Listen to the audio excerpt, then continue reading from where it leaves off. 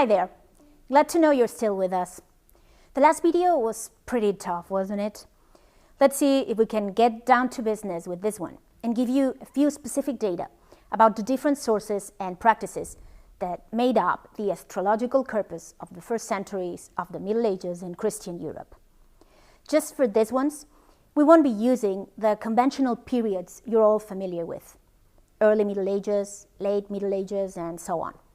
We will start instead with a far simpler division into a pre-Islamic and a post-Islamic period, understood as the periods before and after the Islamic Golden Age that began with the ascent to power of the Abbasid dynasty in the 8th century.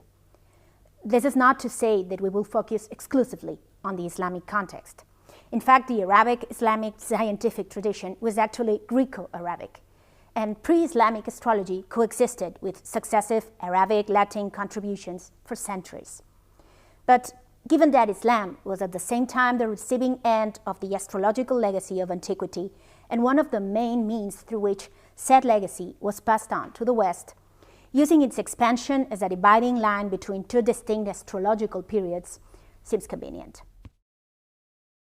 In the pre-Islamic period, it doesn't seem that Western astrology owed much to the classical legacy of late antiquity. Most of the astrological concepts produced by Greco-Roman scholars that made it to this period were vague, non-technical, and anonymous notions, usually mixed up with astronomical texts that were mostly concerned with cosmology. Their focus was the explanation of the structure of the universe through a model where the Earth was at the center, and descriptions of planets and zodiacal signs that were somewhere between science and poetry. This kind of materials were preserved mostly in a sort of philological primitive encyclopedism, whose main works were the Saturnalia and the commentary on Cicero's dream of Scipio by Macrobius in the late 4th century, the Nuptiis Philologiae et Mercurii on the marriage of philology and Mercury by Martianus Capella in the early 5th century, the Etymologies and the Natura Rerum on the nature of things by Isidore of Seville in the 6th century, and a century later, Bede's work, the Temporum Ratione, on the reckoning of time.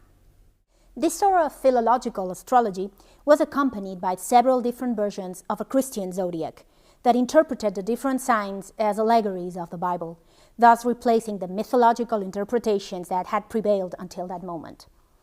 The astrological corpus of these early medieval centuries was what Isidore himself used to rebuke, describing it as astrologia superstitiosa, superstitious astrology. Divinatory astrology appeared in many miscellanies across Europe, together with other predictive techniques. As for astrological literature in Latin, it was represented, especially from the 9th century onwards, mainly by two specific genres, lunaria and zodiologies. On the one hand, the lunaria were a series of texts that offered basic information about the advisability of buying and selling, embarking on a journey, having a phlebotomy performed, or taking a remedy, depending on the position and phase of the moon. For example, they contain statements such as, "The 8th moon is the most favorable time to sow the fields and move the bees." On the other hand, zodiologists provided brief descriptions and general predictions for the natives of each zodiacal sign. The woman born under the sign of the lion will be shy, ingenious, and spirited, for example. These works were usually accompanied by brontologies, predictions based on thunders. If it begins to thunder during the first hour of the night, great mortality will ensue.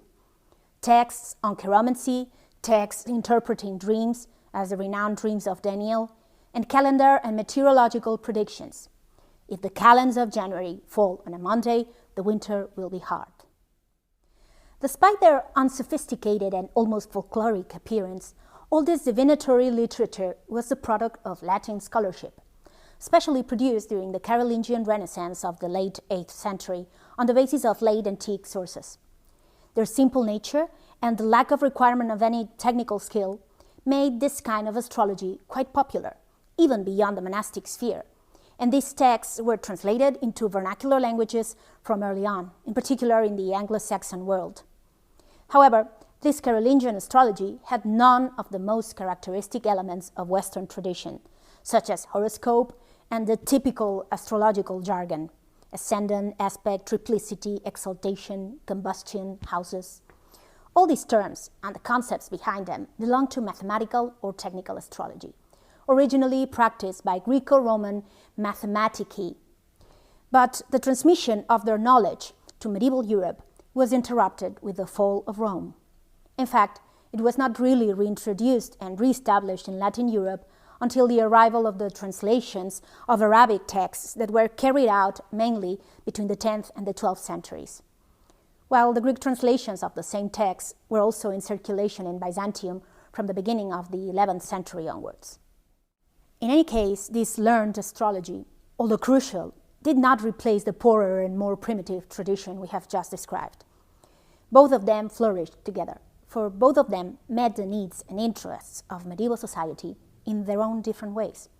After all, it was precisely the fact that Merovingians and Carolingians kept alive their curiosity about astrological doctrines what made possible the search and translation of new texts that dealt with similar topics, which by that time were necessarily written in Arabic.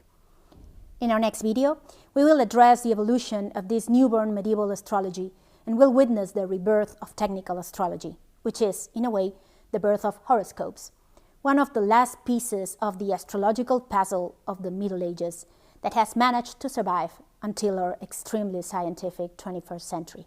Stay tuned.